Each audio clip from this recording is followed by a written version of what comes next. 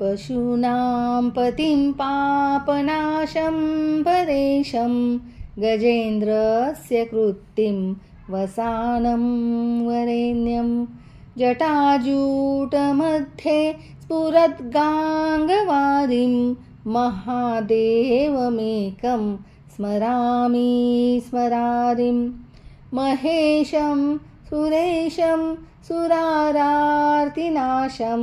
विभुं विश्वनाथं विभूत्याङ्गभूषं विरूपाक्षमिन्द्रार्कवहिनेत्रनेत्रं सदानन्दमीडे प्रभुपञ्चवक्त्रं गिरीशं गणेशं गले नीलवर्णं गवेन्द्रादिरूढं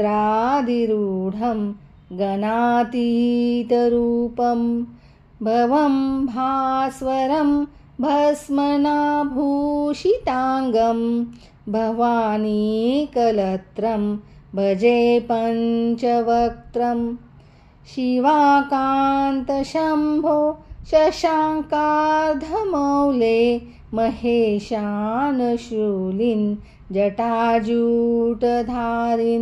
त्वमेको जगद्व्यापको विश्वरूप प्रसीद प्रसीद प्रभो पूर्णरूप परात्मानमेकं जगद्बीजमाद्यं निरीहं निराकारमोङ्कारवेद्यं यतो जायते पाल्यते येन विश्वं तमीशं भजे लीयते यत्र विश्वं न भूमिर्न चापो न वहिनर्न वायुर्न चाकाशमास्ते न तन्द्रा न निद्रा न ग्रीष्मो न शीतं न देशो न वेशो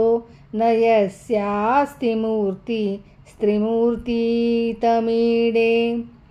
अजं शाश्वतं कारणं कारणानां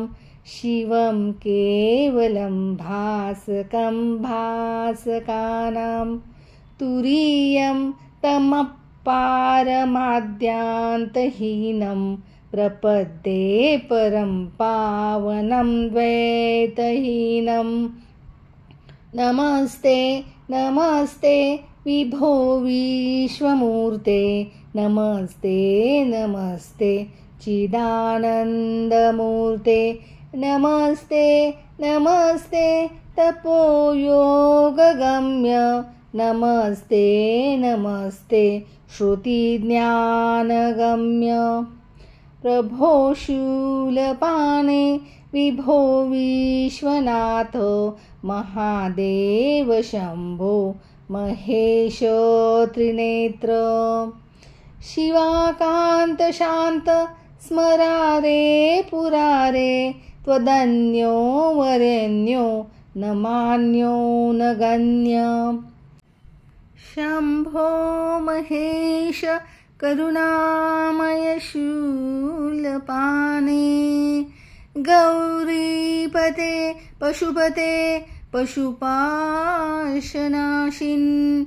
काशीपते